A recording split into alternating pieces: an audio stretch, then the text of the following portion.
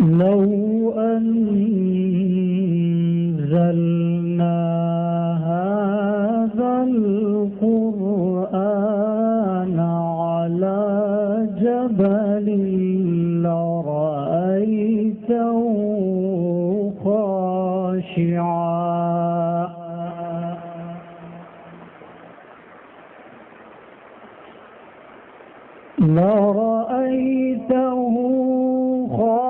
خاشعا متصدعا من خشية الله وتلك الأمثال نضربها للناس لعلهم يتفكرون هو الله الذي لا إله إلا هو عالم الغيب والشهادة هو الرحمن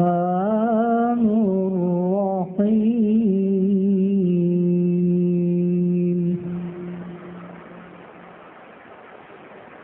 هو الله الذي لا إله إلا هو الملك القدوس السلام المؤمن المهيمن العزيز الجبار المتكبر العزيز الجبار المتكبر سبحان الله عما يشركون هو الله الخالق البارئ المصور له الأسماء الحسنى يسبح له ما في السماوات والأرض وهو العزيز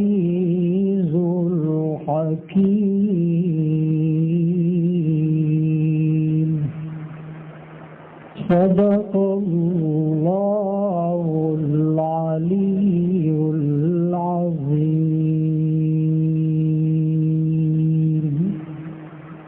میں چپ کھڑا ہوا ہوں دربار مصطفیٰ میں چپ کھڑا ہوا ہوں دربار مصطفیٰ میں آنکھوں سے بولتا ہوں دربار مصطفیٰ میں آنکھوں سے بولتا ہوں دربار مصطفیٰ میں میرا وجود جیسے گم ہو کے رہ گیا ہے میرا وجود جیسے گم ہو کے رہ گیا ہے خود سے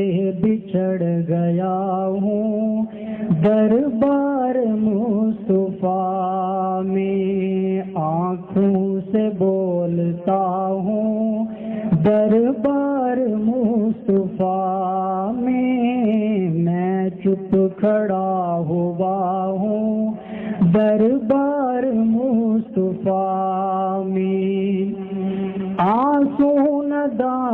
ندامتوں کے ہیں چشم تر سے جاری، آنسو ندامتوں کے ہیں چشم تر سے جاری، چھپ چھپ کے رو رہا ہوں دربار مصطفیٰ میں، آنکھوں سے بولتا ہوں دربار مصطفیٰ میں چپ کھڑا ہوا ہوں دربار مصطفیٰ میں، کرنیں نکل رہی ہیں میرے وجود سے بھی، کرنیں نکل رہی ہیں میرے وجود سے بھی، خورشید بن گیا ہوں دربار مصطفیٰ میں، آنکھوں سے بولتا ہوں دربار مصطفیٰ میں، محسوس ہو رہا تھا صدیاں سمٹ گئی ہیں، محسوس ہو رہا تھا صدیاں سمٹ گئی ہیں، کچھ دیر ہی رہا ہوں دربار مصطفیٰ میں، آنکھوں سے بولتا ہوں دربار مصطفیٰ میں، کیا آج بھی میرے رب کا مجھ پر کرم نہ ہوگا، کیا آج بھی میرے رب کا مجھ پر کرم نہ ہوگا، اب تو میں آ گیا ہوں دربار مصطفیٰ میں، آنکھوں سے بولتا ہوں دربار مصطفیٰ میں چپ کھڑا ہوا ہوں دربار مصطفیٰ میں۔ الحمدللہ وکفا والسلام علی عبادہ الذین اصطفی، اما بعد، فاعوذ باللہ من الشیطان الرجیم، بسم اللہ الرحمن الرحیم، قال اللہ تبارک و تعالی، یا ایہا الذین آمنوا کتب علیکم الصیام کما کتب علی الذین من قبلکم لعلکم تتقون، سبحان ربک رب العزت عما یصفون، وسلام علی المرسلین والحمد للہ رب العالمین۔ اللہم صلی علی سیدنا محمد وعلی آل سیدنا محمد وبارک وسلم، اللہم صلی علی سیدنا محمد وعلی آل سیدنا محمد وبارک وسلم، جزا اللہ عنا محمد ماہ و اہلہ۔ آپ کو معلوم ہے کہ رمضان آ رہا ہے، میرے لیے دعا فرما دیجیے گا کہ اللہ جل شانہ میری زندگی کو رمضان میں داخل کر دے۔ ایک دفعہ مجھے رمضان مل جائے گا تو انشاءاللہ اپنے آپ کو بھی اللہ کی بارگاہ میں بخشوا لوں گا، اور آپ کی لیے دعائیں کر کے بھی آپ کو بھی بخشوا لوں گا۔ مسئلہ اب رمضان کا نہیں ہے، قبولیت دعا کا بھی نہیں ہے، دعا تو قبول ہو چکی، پہلے سے فیصلہ ہے کہ جو دعائیں رمضان میں ہوں گی وہ قبول ہو جائیں گی۔ مسئلہ یہ ہے کہ اللہ ہمیں زندگی نصیب فرما دے اور اس کے بعد توفیق عطا فرما دے۔ اللہم اعنی علی ذکرک و شکرک و حسن عبادتک۔ تو رمضان کی فضیلت تو آپ کو پتہ ہے، اور ہم اس مسئلے میں اپنی حکومت کے بھی بہت ہی شکر گزار ہیں کہ انہوں نے بھی رمضان کا بہت ادب کیا، تمام مساجد کو کھول دیا۔ دعا ہے کہ ڈیفینس کی ماسک بھی کھل جائیں۔ اللہ تعالیٰ اس اچھے فیصلے پر صدر صاحب کو اور علماء کرام کو تمام لوگوں کو جزائے خیر عطا فرمائے کہ جنہوں نے رمضان کے اکرام میں مساجد کو کھول دیا، جبکہ ہم بڑے پریشان تھے کہ کئی مسجدوں کی بندش اللہ کی ناراضگی اور بے برکتی کا باعث نہ بنے، بلکہ یقین جانیے کہ مجھے اس مسجدوں کے کھولنے پر آپ کو میں اپنے قلب کا حال سناؤں، واقعتاً مجھے جیسے اگرچہ کہ لفظ ٹھیک نہیں ہے، مجھے پاکستانی ہونے پر فخر ہے. یعنی یہ لفظ ٹھیک نہیں ہے، فخر تو نہیں جائز، لیکن یوں کہہ لیجیے گا بات کو سمجھانے کے لیے، عوام کو بات سمجھانے کے لیے کہ مجھے پاکستان پر فخر ہے اور پاکستانی ہونے پر فخر ہے، اس لیے کہ میں یہ کہتا ہوں وَأَمَّا بِنِعْمَةِ رَبِّكَ فَحَدِّثْ، تم اللہ رب العزت کی نعمت کو بیان کرو. تو میں اس نعمت کو بیان کر رہا ہوں کہ پاکستانی ہونا بھی بہت بڑی نعمت ہے، اور پاکستان بھی بہت بڑی نعمت ہے، اور پاکستان میں رہنا بھی بہت بڑی نعمت ہے. اتنی خوشی ہوئی ہے کہ انشاءاللہ یہ کرونا وائرس اللہ رب العزت پاکستان کو اس سے مکمل طور پر محفوظ فرما دیں گے. اکا دکا جو واقعات ہوتے ہیں اس پر صدمہ تو بہت پہنچتا ہے، لیکن امید ہے کہ انشاءاللہ یہ بھی ختم ہو جائیں گے. اور اب تو میں آپ کو بتاؤں، جیسے میں پنجابی میں کہتے ہیں نا، یقین جانیے گا کہ مجھے تو ایسے لگتا ہے میں اپنے دل کو کیسے ایکسپریس کروں. پنجابی میں کہتے ہیں جی ساڑیاں تو موجاں ہو گئی ہیں. ساڑیاں موجاں کس طرح ہو گئی ہیں کہ رمضان آ گیا، اللہ کی رحمتوں کا نزول ہے، برکات کا نزول ہے، اللہ کی رحمت کی موسلادھار بارش ہے. جیسے آپ کو میں بتاؤں، کبھی کبھی میں نے دیکھا مکہ معظمہ میں، مدینہ منورہ میں جب بارش ہوتی ہے اتنے خوش ہوتے ہیں، کیونکہ وہاں تو آپ کو تو بارش نہیں ہوتی، اور مکہ معظمہ میں تو شاذ اس وقت دیکھنے والا منظر ہوتا ہے کہ انہوں نے موجاں ہو جاتی ہیں، ساڑیاں بھی موجاں ہو گئی ہیں کہ رمضان آئے گا، اللہ کو منائیں گے، اللہ سے کہیں گے اللہ جی مان جائیے، ہمارے گناہوں کو معاف کر دیجئے. کہیں گے اپنے آپ کو نا برا بلا کہیں گے، اپنے آپ کو متون کریں گے، تانے دیں گے، اپنے گناہوں کا اقرار کریں گے، کہیں گے اللہ جی مجرم ہے، پر اللہ تو کتنا ہی خوبصورت ہے، اور تو کتنا ہی پیارا ہے، اور کتنا تو معاف کرنے والا ہے. اللہم انک عفو تحب العفو فاعف عنا یا غفور. تو میں عرض کرنا چاہ رہا تھا کہ میں بس ایسے ہی اپنے قلب کا اور آپ کے قلب کا حال بیان کرنا چاہتا ہوں کہ یہ ہماری عید ہے اور یہ ہماری جنت ہے. اور تو ایسے ہی اب میں غلوف کرنے لگا اور زیادتی کرنے لگا، یہ تو جنت سے بھی بڑھ کر ہے. ہمارے لیے رمضان جنت ہی ہے، جنت سے بھی بڑھ کر ہے. خدا مجھے آپ کو سب کو رمضان نصیب فرمائے، اور اس رمضان میں اللہ جل شانہ کا دیدار ہو جائے. اور جب اللہ کا دیدار اس رمضان میں ہو جائے گا تو ساڑیاں تو موجاں ہی موجاں ہیں.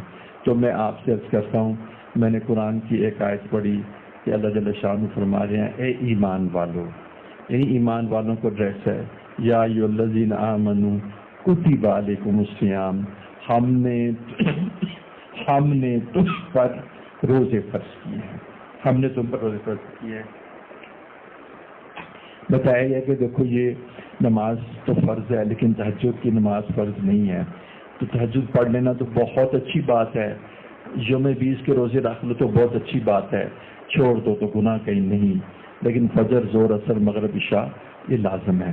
تو تم اپنی مسجد کے جو روزے رکھتے ہو وہ تو فرض نہیں ہے، لیکن یہ جو فرض، یہ جو رمضان کے روزے ہیں نا، یہ ہم نے فرض کر دیے ہیں. یہ ایسینشل ہیں، یہ آپشنل نہیں، یہ اختیاری نہیں، اس میں تمہارا زور کوئی نہیں، یہ ہم نے فرض کر دیا تم پر. اور یہ ہم نے عبادات میں اس کو بہت اہم پلیس پہ رکھا ہے. جو ہم نے جو فنڈامنٹلز آف اسلام ہے نا، فنڈامنٹلز آف اسلام، اس کے اندر ایک فنڈامنٹل جو ہے وہ روزہ ہے، ایک فنڈامنٹل نماز ہے، ایک زکوٰۃ ہے، ایمان ہے. تو فنڈامنٹلز آف اسلام، اسلام کا جو بنیادی ارکان ہیں ان کے اندر روزہ ہے. تو ہم نے تمہیں اس کی اجازت نہیں دی کہ تم صحت میں ہو اور تم سفر میں نہ ہو تو تم روزہ چھوڑ دو، یہ تمہارے پر فرض ہے. ایک بات. دوسرے فرمایا کہ دیکھیں اللہ جل شانہ نے جیسے آدمی کہتا ہے نا کہ دیکھو یہ میں جو آپ کو بات کہہ رہا ہوں یہ صرف ایک چیف ایگزیکٹو کہتا ہے یہ بات میں آپ کو کہہ رہا ہوں، میں آپ ہی کو نہیں کہہ رہا، میں اپنے سارے لوگوں کو کہتا ہوں.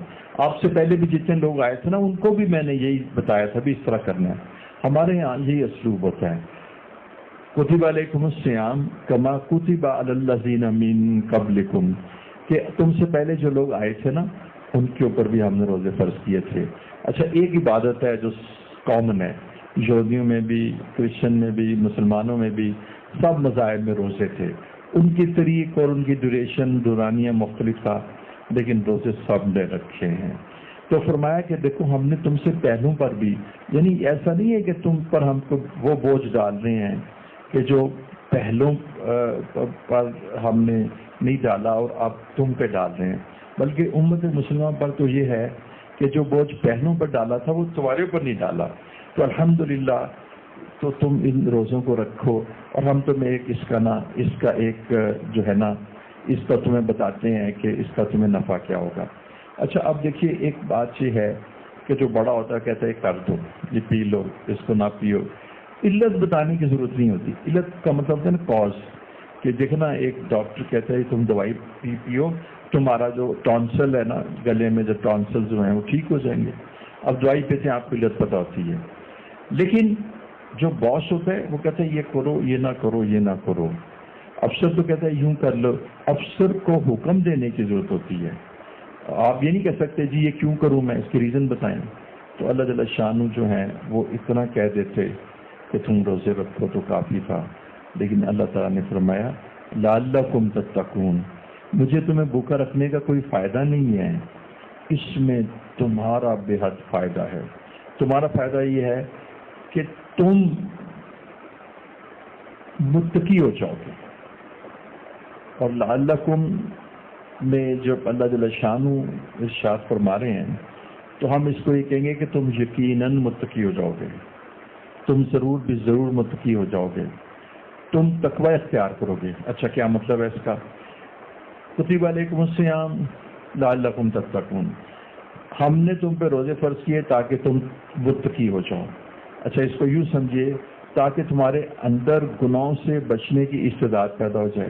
متقی کون ہوتا ہے؟ جو گناہوں سے بچتا ہے. اور گناہوں سے بچنے کے لیے کس چیز کی ضرورت ہوتی ہے؟ اللہ کی عظمت کی. اور اللہ کی عظمت سے کیا چیز پیدا ہوتی ہے؟ خشیت. دیکھو جب تم کہتے ہیں نا کہ دیکھو یہ کوئی تم کو بھی ایک مثال ہے، تم کہتے ہو جی یہ چیف جسٹس ہیں، تو اس سے ان کی عظمت پیدا ہوتی ہے، اور عظمت کے ساتھ ہی خشیت پیدا ہو جاتی ہے. خشیت بھی پیدا، ادب فوراً پیدا ہو جاتا ہے نا. پہلے تو تم اس شخصیت کو بیان کرتے ہو، اس کی عظمت، اور اس کے بعد پتہ ہے چیف جسٹس ہے، اس کے اتنے اختیارات ہے، اتنی قدرت ہے، تو اس کی خشیت بھی پیدا ہو جاتی ہے.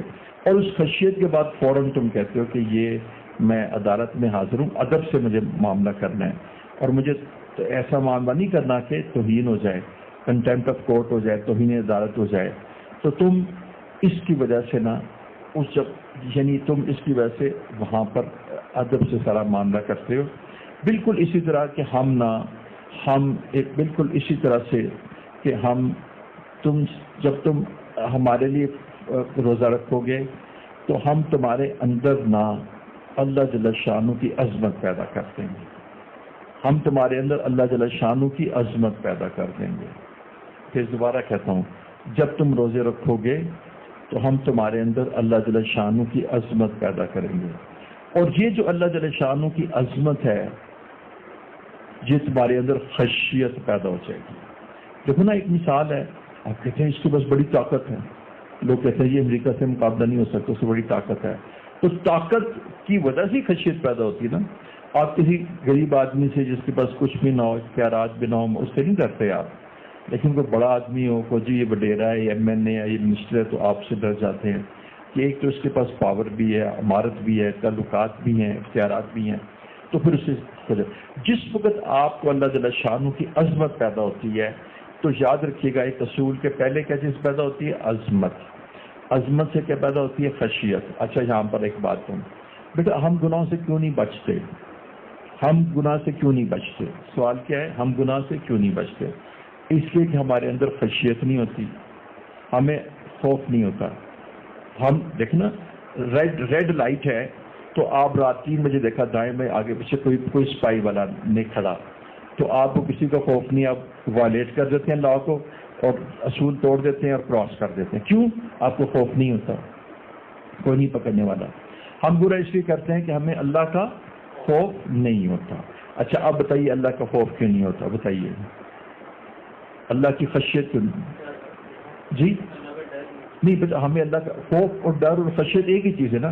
ہم گناہ اس لیے کرتے ہیں کہ ہمیں اللہ کا ڈر نہیں ہوتا، ہمیں اللہ کا ڈر نہیں ہوتا، خوف نہیں ہوتا، خشیت نہیں ہوتی. اور یہ چیزوں سے کیوں نہیں ہوتی جی؟ شاباش. اس لیے نہیں ہوتی کہ اللہ تعالیٰ اس لیے ان کو انعام دینا چاہیے، اس لیے نہیں ہوتی کہ ہمارے اندر اللہ کی عظمت نہیں ہوتی. اب دیکھو بیٹا، میں مثال دیتا ہوں، تمہیں تھوڑی سی بات سمجھانا ضروری ہے، یہ چیزیں سمجھنی ضروری ہیں، پھر آدمی کو عمل کرنا آسان ہو جاتا ہے. اب دیکھو بیٹا، میں تم سے ایک بات کہتا ہوں کہ تم سب میں ماں کی عظمت ہے نا، ماں کی عظمت ہے نا.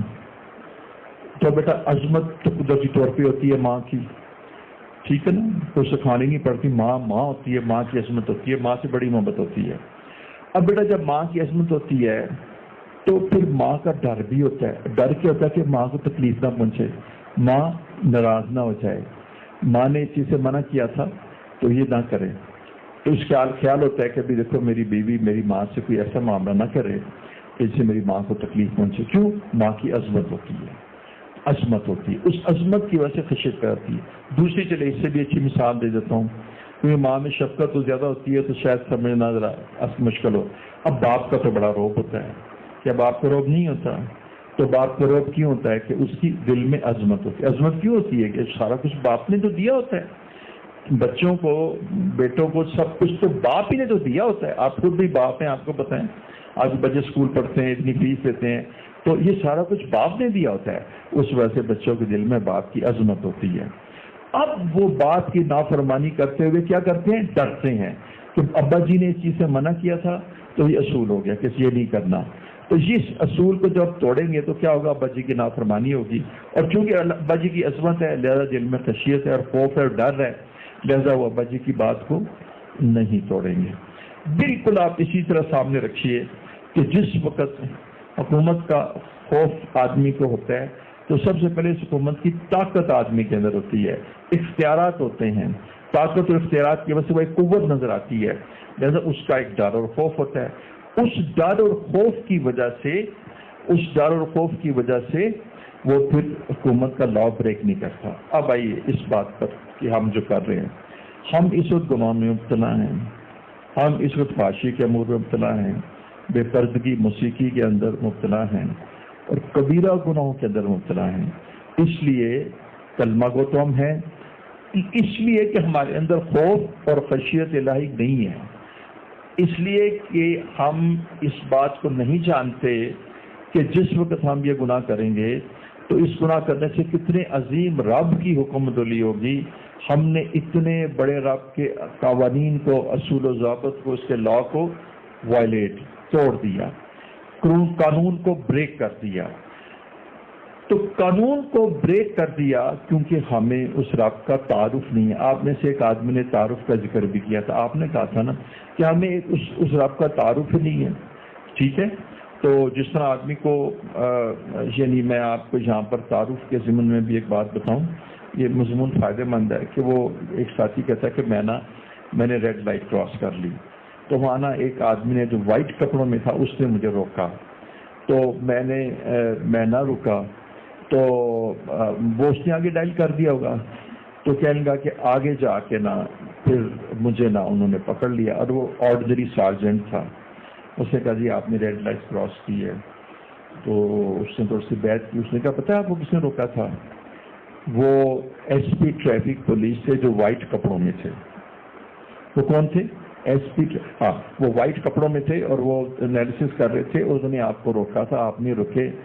کہتے جی میں نے ان کو پہچانا نہیں تھا، اگر میں ان کو پہچان لیتا تو اسے رک جاتا. اب دیکھیے ایس پی ٹریفک پولیس اور اس کے نیچے سارجنٹ تو اس کے بالمقابل میں ایک بہت چھوٹا افسر ہے. سارجنٹ نے چونکہ وردی پہنی ہوئی تھی، اس نے فوراً اس کو روکا، اس نے ریکگنائز کیا، اس کو پہچان لیا، پہچاننے کے بعد اس کو جان لیا، اس کا تعارف ہوا کہ اس کے مجھے اختیارات ہیں. خوف پیدا ہوا کہ اگر میں نہ رکا تو میرے اوپر پھر ظاہر ہے کوئی قوانین لاگو ہو جائے گا، لہذا وہ رک گیا. لیکن پیچھے اس سے نہیں پہچانا. جب آپ کے رب کو نہیں پہچانتے کہ یہ ہمارا رب ہے اور اس کے پاس اتنے اختیارات ہیں، دیکھو نا بیٹا، اگر تم یہ سمجھو یا میں یہ سمجھوں کہ جب اللہ مجھے بلائیں گے اور میں نہیں آؤں گا اور میں اللہ کو سجدہ نہیں کروں گا اور میرے نہ سجدہ کرنے سے اللہ کی ناگواری اور ناراضگی ہو جائے گی، اور میں یقین کر لوں کہ میرے سارے کام اللہ کے ہاتھ میں ہیں، تو جس رب کے ہاتھ میں میرے سارے کام ہیں اس کو میں نے ناراض کر دیا ہے، تو پھر میرے قلب پر اثر ہو کہ اب میں اپنے رب کو مناؤں، جبکہ کوئی گناہ کرتے ہیں جیسے مکھی بیٹھی اڑا دی۔ تو ہم اپنے رب کو جانتے نہیں ہیں، اس کا تعارف نہیں ہے، ایک بات ہو گئی۔ تو دوسری بات کیا ہو گئی کہ جس وقت ہم اپنے رب کو نہیں جانتے اور ہم اس کو نہیں پہچانتے، تو اس کا مطلب ہے ہمارے رب میں، ہمارے قلب میں اپنے رب کی عظمت نہیں ہوتی، اور چونکہ رب کی عظمت نہیں ہوتی اس لیے اس کا خوف اور خشیت بھی نہیں ہوتی، اس وجہ سے گناہ ہم کر گزرتے ہیں۔ تو اس لیے فرمایا کتب علیکم الصیام لعلکم تتقون، تاکہ تم متقی ہو جاؤ، تاکہ تم گناہوں سے بچ جاؤ، تاکہ تمہارے اندر خشیت الہی پیدا ہو جائے، تاکہ تمہارے اندر عظمت الہی پیدا ہو جائے۔ اس کا مطلب ہے کہ یہ جو صیام ہے، یہ جو روزے ہیں، ان کے اندر ایک تاثیر ہے، ٹھیک ہے؟ کیا تاثیر ہے؟ کتب علیکم الصیام تم پہ ہم نے فرض کیے، کما کتب علی الذین من قبلکم پہلے بھی لوگوں کو دیے۔ تو اب یہ جو سارا اس کا آبجیکٹیو، اس کے ٹارگٹ جو اصل اچیو کرنا تھا، وہ پتہ کیا ہے؟ وہ ہے خشیت الہی، وہ ہے عظمت الہی، اور عظمت الہی تابع ہے، خشیت الہی تابع ہے عظمت الہی کے، کہ تمہارے اندر خشیت پیدا ہو جائے اور تمہارے اندر تقوی پیدا ہو جائے، اور تقوی سے مراد ہے کہ تم گناہوں سے بچو، اور گناہ سے تم بچو گے جب تمہارے اندر اللہ کا ڈر ہوگا، اور تقوی سے مراد بھی یہی ہے کہ اللہ کا خوف اور ڈر۔ تو ہم نے تمہیں یہ روزے کی تاثیر جب تم اس کو رکھو گے تو تمہارے قلب کے اندر خشیت الہی اور اللہ کا ڈر پیدا ہو جائے گا، اور اللہ کا ڈر پیدا ہونے کا مطلب ہے کہ اس کے ساتھ ساتھ تمہارے اندر اللہ کی پہچان اور عظمت بھی پیدا ہو جائے گی۔ تو لہذا تم اس ڈر اور عظمت کو لے کر پھر گناہوں سے تم بچ جاؤ گے۔ جب تمہارے سامنے گناہ آئیں گے اور تمہارے نفس کا میلان ان گناہوں کی طرف ہوگا تو اللہ کا خوف اور ڈر حائل ہو جائے گا۔ اب میں آپ کو یہاں پر ایک حدیث کی دعا سناتا ہوں، ذرا اصلاح کر دیجیے گا۔ اللہم اقسم لنا من خشیتک ما تحول به بیننا و بین معاصیک، معاصیتک معاصیک۔ اللہ تعالیٰ آپ سے میں خشیت مانگتا ہوں، خشیت میں سے ایک حصہ خشیت کا مانگتا ہوں، یہی مطلب ہے کہ اللہ ہم تجھ سے خشیت مانگتے ہیں۔ خشیت کس کو کہتے ہیں؟ اللہ کا ڈر۔ اچھا، اور اتنی خشیت مانگتے ہیں کہ وہ خشیت جو ہے میرے اور گناہوں کے درمیان ایک حائل ہو جائے، آگ بن جائے، ایک دیوار بن جائے۔ اس کا مطلب ہے کہ انسان گناہوں سے کیسے بچتا ہے؟ خشیت الہی سے بچتا ہے۔ تقویٰ کیسے آتا ہے؟ خشیت الہی سے۔ متقی کون ہوتا ہے؟ جس میں خشیت الہی ہے۔ تو لعلکم تتقون کا کیا مطلب ہے؟ کہ جب تم یہ روزے رکھو گے تو تمہارے اندر خشیت الہی آ جائے گی، اور خشیت الہی آ جانے کی وجہ سے تم گناہوں سے بچ جاؤ گے۔ تو بیٹا مجھے بتاؤ اس سے بڑی اچیومنٹ اور کیا ہو سکتی ہے؟ آپ احباب جو آج اس کا بیان سن کے میرے پہ احسان فرما رہے ہیں، آپ خود ہی بتائیے کہ کیا جس عمل سے خشیت الہی آ جائے، جس عمل سے تقوی آ جائے، خدا کا خوف اور ڈر آ جائے، اور اس ڈر اور خوف سے انسان اللہ رب العزت کے گناہوں کو چھوڑ دے، اور اس کے اندر اتنی اسپرچل اسٹرینتھ اور گین آ جائے کہ گناہ اس کے سامنے آئیں تو آنکھوں کی حفاظت بھی ہو جائے، زنا اور شراب سے بھی بچ جائے، حرام کاری سے بھی بچ جائے، فحاشی کے امور سے بھی بچ جائے، اور سود سے بھی بچ جائے، اور اس کے اندر اللہ کی خشیت اس درجے میں پیدا ہو جائے کہ کسی کی دل آزاری کرتے ہوئے وہ کانپ اٹھے، کسی کی دل آزاری کرتے ہوئے وہ کانپ اٹھے۔ آج میں نے ایک خاتون کو ایسے بحث کرتا ہوں کہ ان کے مسائل سے تھوڑا سا میں نے ذرا ان کو ڈانٹ ڈپٹ کر دی، اور کچھ میرے ذہن میں ایک باتیں تھیں، میں تو ان کے قلب پر بہت اثر ہوا۔ تو انہوں نے کہا کہ حضرت میرے خاوند نے بھی مجھے اس طرح ہی ڈانٹا، بیٹے نے بھی ڈانٹا، آپ نے بھی مجھے اس طرح ڈانٹ دیا۔ اتنی میرے پہ زاری تاری ہوئی اتنی میں نے اللہ جل شانہ سے معافی مانگی، ان کے سامنے بھی میں نے معافی مانگ لی. میں نے ان کا میں آئی ہوں تو آپ نے مجھے ڈانٹ دیا، تو آپ نے یہ سب وہ چیزیں جو مجھے لوگ کہتے ہیں، تو میں آپ کے پاس آئی تو آپ نے بھی وہی بات مجھے سنا دی. تو میں نے ان سے کوئی 3 دفعہ معذرت کی کہ آپ کی دل آزاری ہوئی، آپ کے دل آزاری. مجھے خیال آیا اسی وقت اسی صوفے پہ بیٹھے ہوئے، یہ تو روز قیامت مجھے پکڑ لے گی اور کہے گی کہ یہ تو میری اس سے میری دل آزاری کی تھی. دوسری بات میں خیال آیا کہ رمضان کے اندر تو حقوق اللہ معاف ہوں گے نا. بیٹا اگر تم نے کسی کے ہاں کوئی چوری کی تھی یا کسی کی کوئی اس کے حقوق، تو رمضان میں تو مطلب ہے یہ ارادہ کریں گے کہ لوگوں کے حقوق ادا کریں گے، اس طرح اللہ تعالیٰ وہ بھی فضل فرما دیں گے. لیکن اصل تو حقوق اللہ معاف ہوں گے نا. اب یہ تو نہیں کہ تم نے کسی کا ڈاکہ مارا، زمین پہ قبضہ کیا ہو، تو رمضان میں لیلۃ القدر میں دعا مانگنے سے تمہارا وہ ڈاکے والا جب تک اس کو واپس نہیں کرو گے اس وقت تک تو نہیں ہوگا نا. ٹھیک ہے، کسی کی تم نے سونے کی انگوٹھی اٹھا لی ہے، کسی کی چوری کر لی ہے، کسی کو تو تبھی ہوگا نا. تو مجھے خیال آیا یا اللہ یہ تو رمضان آ جائے گا اور یہ چلی جائے گی. اور جب میں نے تھوڑا سا دیکھا تو واقعی اس کی دل آزاری ہوئی تھی. اس سے مجھے صدمہ بہت پہنچا. بہرحال میں نے 1 دفعہ معافی مانگی، پھر دوبارہ معافی مانگی، پھر تیسری دفعہ معافی مانگی، پھر مجھے تسلی نہ ہوئی. پھر اس کے بعد اس نے مجھ سے معافی مانگی. میں تم نہ یہ بات کرنا، مجھے معافی مانگنے دو. تو آج میں معافیاں مانگتا تو معافی مانگ لینی چاہیے بیٹا. ہاں لیکن کیا تھا، میں ویسے عرض کرتا ہوں، بوڑھا آدمی آپ کو بتا رہا ہے، خشیت الہی پیدا ہو گئی. اس خشیت الہی نے مجھے مجبور کیا کہ جہاں تک اس کے قلب سے وہ میرا جو اثر ہوا ہے میرے کلام کا وہ ختم ہو جائے. تو میں نے اتنی اس سے معافی مانگی. تو دیکھیں جس وقت آدمی کو اللہ کی خشیت ہوتی ہے، کسی کی دل آزاری نہیں کرتا، غیبت نہیں کرتا، تو اس کا مطلب ہے کہ یہ ارکان دین ہے، رکن ہے. کون سا؟ یعنی روزہ. اس کا مطلب ہے کہ اس کی جو ایفیکٹس اور اس کے جو اثرات ہیں اسلامی اور انسانی اور مسلمانی زندگی کے اوپر اتنے ڈیپ اور گہرے ہیں کہ اس کی وجہ سے جو پہلے تو اس کا ایفیکٹ یہ ہے کہ تب تم رمضان پاؤ گے، تراویحاں پڑھو گے، روزے رکھو گے، آخری عشرہ تمہیں ملے گا، تو جتنے تمہارے کردہ گناہ ہیں نا پچھلے، وہ سارے معاف ہو جائیں گے. یعنی یوں سمجھے گا کہ میں اللہ کی قسم کھا کے کہتا ہوں میرا رب اتنا پیارا ہے اور میرا رب اتنا کریم ہے کہ وہ سانس جو میں نے اس دنیا میں پہلا لیا تھا